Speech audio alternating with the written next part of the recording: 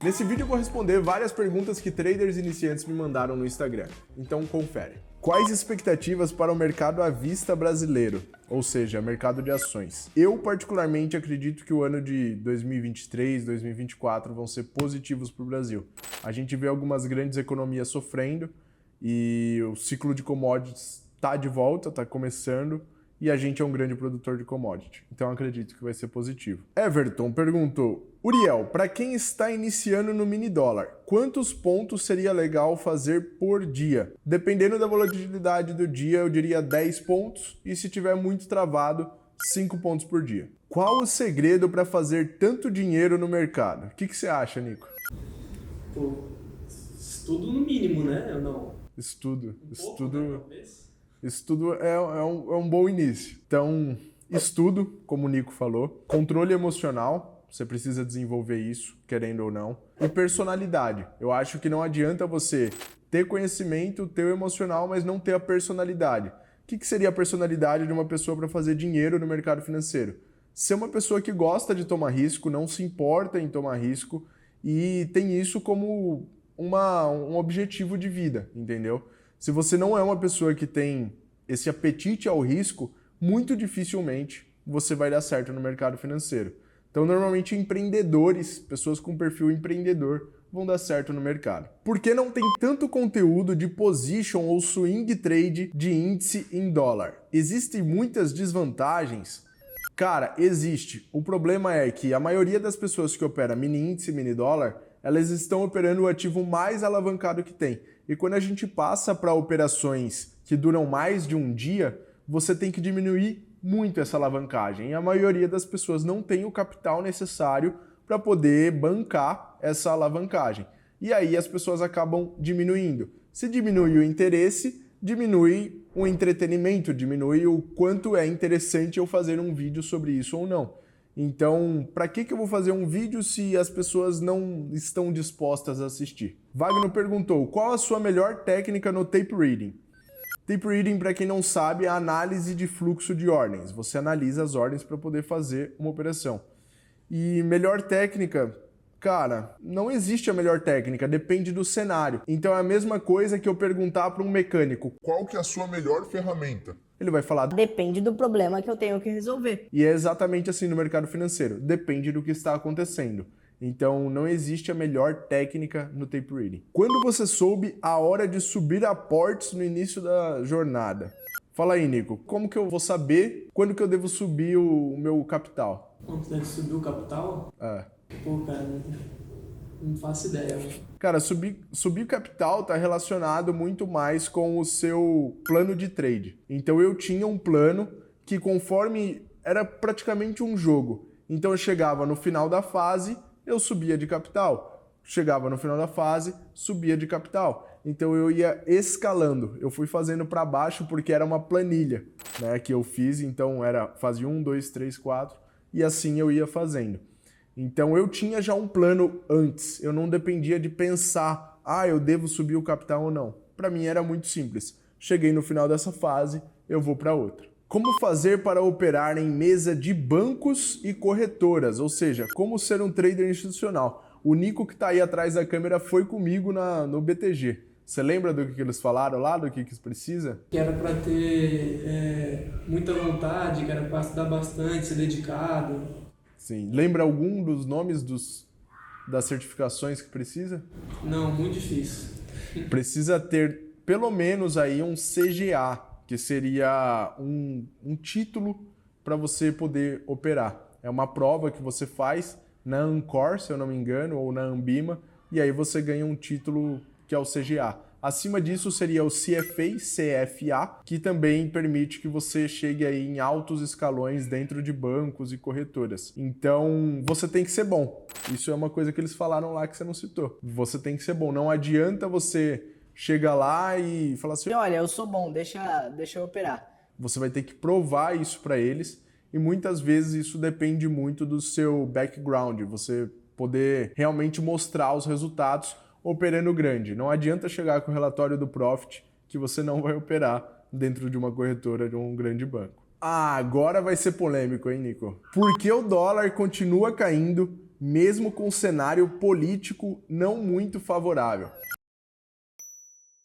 Você tem alguma opinião aí? Por que o dólar está caindo mesmo com esse cenário político? Acho que a grande verdade é que tá mesmo é uma bagunça, né? Porque quando ele entrou teve uma reação, agora o mercado está reagindo de outra forma.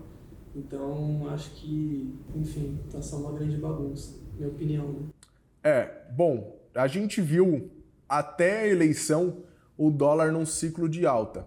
E após a eleição teve ainda uns picos, né, de alta até o começo do ano, até o dia 2 de janeiro, né, o segundo dia aí do ano. E aí começou o pregão ali normal, e aí a gente viu o dólar só caindo, e até hoje, né, o dólar hoje caiu 3%. Então, uma queda bem acentuada. A gente viu o mês de janeiro inteiro o dólar em queda. Por que isso, mesmo com um cenário não favorável? No mercado financeiro tem uma frase que é a seguinte: o mercado sobe no boato e cai no fato. Então o boato era que o Lula seria presidente do Brasil. Então o fato se concretizou, o mercado está realizando. Todas as pessoas que fizeram dinheiro nessa alta do dólar, elas têm que vender em algum momento. E quando elas vendem, o mercado cai. Ok? E como eu disse na pergunta anterior, o cenário para o Brasil é positivo para os próximos anos. Então, mesmo tendo um presidente ruim na visão do mercado financeiro, a gente tem um cenário positivo. Então, isso sempre vai estar contrabalanceando. Por isso que eu digo também, não fique preso só naquela mídia que você está acostumado. Cara, olha para o mercado, tá? Olha para a mídia como fonte de informação básica. Não seja uma pessoa alienada, presa e muitas vezes vendo a mídia de um lado só, porque senão você vai pensar que o mundo está acabando. Esse é o ponto. Qual país escolheria para morar? Gosto de praia, mas também gosto de neve. Uma pergunta aí para um trader nômade, eu acho que bem justa. Mas vou perguntar para o Nico primeiro. Onde que você moraria se você gostasse de praia e de neve? Fala um país assim que você pensa. Tem que ter os dois no mesmo lugar? Não sei, mas o cara gosta dos dois. Então um dos dois tem que ter. Não pode ser montanha. Pô, Caribe. Onde fica o Caribe? Caribe é uma região da América Latina ali, na parte de cima, perto dos Estados Unidos. No Caribe tem Cuba, tem Cozumel, Cancún. Até a Colômbia já tem praia do Caribe, do Mar do Caribe. Porque o Caribe é um mar, né? E se fosse pra gelo, pra neve? Pra neve? Irlanda neva? Neva. Dependendo da cidade que você Suíça tá. neva? Pô, muito. Pô, Suíça demais. Suíça. Se fosse pra morar num lugar de praia, eu moraria provavelmente ali no Sudeste Asiático. Tailândia, Indonésia, alguma outra ilha por ali. Mas acho que Tailândia e Indonésia seriam as duas principais. E se fosse algum lugar de neve mesmo, eu acho que eu também iria pra Suíça ou Suécia. Suécia seria... Se eu fosse solteiro, eu iria muito pra Suécia, cara. Pra quem não sabe, a Suécia é o país eleito com as mulheres mais lindas do mundo. Acho que é difícil o cara sair lá e não se apaixonar a cada 15 metros que ele anda. 2 horas de pregão. Utilizar uma estratégia só. Qual a boa? Se eu tivesse somente 2 horas de pregão por dia para operar, se for o horário da abertura, eu utilizaria somente tape reading, porque com tape reading eu consigo mais oportunidades. Agora, se for algum outro horário, tipo, sei lá, das 10 ao meio-dia, do meio-dia às 2, eu acho que eu pegaria alguma estratégia curta de tendência no gráfico. Então, eu pegaria um operacional de tendência curto, que dê alvos curtos. Qual o próximo passo depois de estar consistente nos trades? Eu diria reinvestir em você mesmo, afinal, você é a sua empresa no mercado financeiro e você precisa de investimento. Então, você já tem um notebook bom? Beleza. Tem tela boa? Ok. Tem uma cadeira legal? O seu escritório está harmonioso? Você tem prazer de estar onde você está? Então, investir em você mesmo, sabe? É um dinheiro que sempre vai ser bem gasto. Acha que pegar dinheiro do limite do cartão de crédito para operar é uma boa ideia? Você acha que é uma boa ideia? Nunca. Por que não?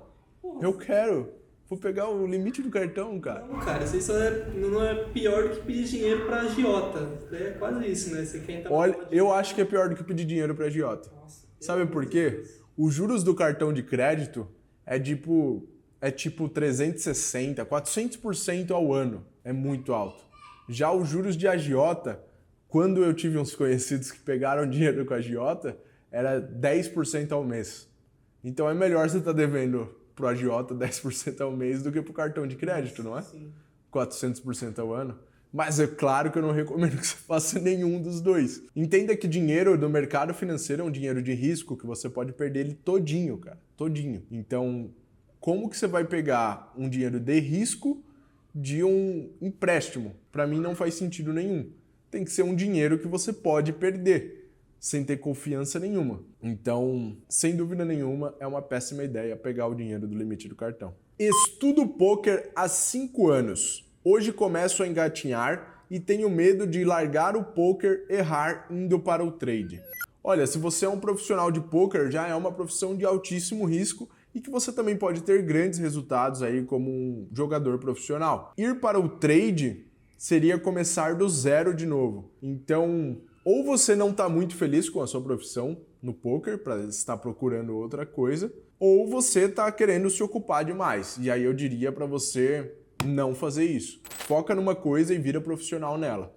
Quando eu comecei no mercado financeiro, as criptomoedas estavam num hype ali em 2015 e 2016. O Bitcoin estava ali chegando aos 20 mil dólares, que foi a primeira grande onda de alta dele. E eu, por um momento, pensei em me dedicar às operações de criptomoedas e à bolsa de valores. Se eu tivesse feito isso, eu não sei se eu teria o resultado que eu tenho hoje nos meus investimentos. Talvez eu teria sido mediano nos dois e não bom o suficiente para levar a vida que eu levo hoje. Então, ter escolhido me dedicar somente à bolsa e deixar as criptomoedas para mais tarde foi uma excelente ideia que eu tive. Eu diria para você também fazer o mesmo. Não ficar buscando dar atenção a duas coisas. Foca, se direciona, fica bom. E aí, quando você já estiver num nível legal, consistente, estabelecido, aí você pode aprender coisas novas. Última pergunta, qual o segredo para ter disciplina, Shark? Cara, não existe um segredo, não existe um passe mágico que você vai ter disciplina. É um hábito. Então eu diria para você começar da maneira mais fácil possível e fazer no mínimo de esforço. O que seria? Então, digamos, eu vou usar o exemplo que eu utilizei para eu começar a correr consistentemente. Eu sempre corri daqui e dali, mas eu nunca treinei a fundo corrida. E eu falei, cara, eu preciso desenvolver esse hábito. Eu falei, eu vou fazer 30 dias fazendo uma distância pequena, que eu não tenha desculpa para não ir. Era 3 quilômetros no meu caso, no seu caso pode ser 1 quilômetro, pode ser todo dia caminhar 15 minutos, enfim. Mas todo dia, não importa se estava chovendo, se estava sol, se era de manhã, de tarde, de noite, se eu tive o dia muito ocupado ou pouco ocupado, eu tinha que fazer isso. E depois desses 30 dias, eu já tinha desenvolvido o hábito. E aí a disciplina acaba ficando fácil, porque já virou parte da sua rotina, vamos assim dizer. Então, tenha agenda. Se for algo que você consegue encaixar, faça uma agenda, se organize no seu trabalho, com a sua família, no seu lazer, para você ter realmente o espaço para fazer aquilo. Porque muita gente acaba não criando disciplina para as coisas da vida porque elas não separaram o espaço ou porque elas querem começar de forma perfeita. Ah, eu quero começar a correr, já vou começar no nível profissional. Não é assim. Você tem que seguir nos passos e ir evoluindo. Tem gente que já dá um pulo e vai muito bem? Tem. Mas eu acredito que a maioria das pessoas precisa ir evoluindo. Esse foi mais um vídeo aí, um Shark Responde, respondendo as perguntas de vocês. Espero que vocês tenham gostado. Deixa o like, se inscreve, compartilha com os amigos e eu vejo vocês no próximo vídeo.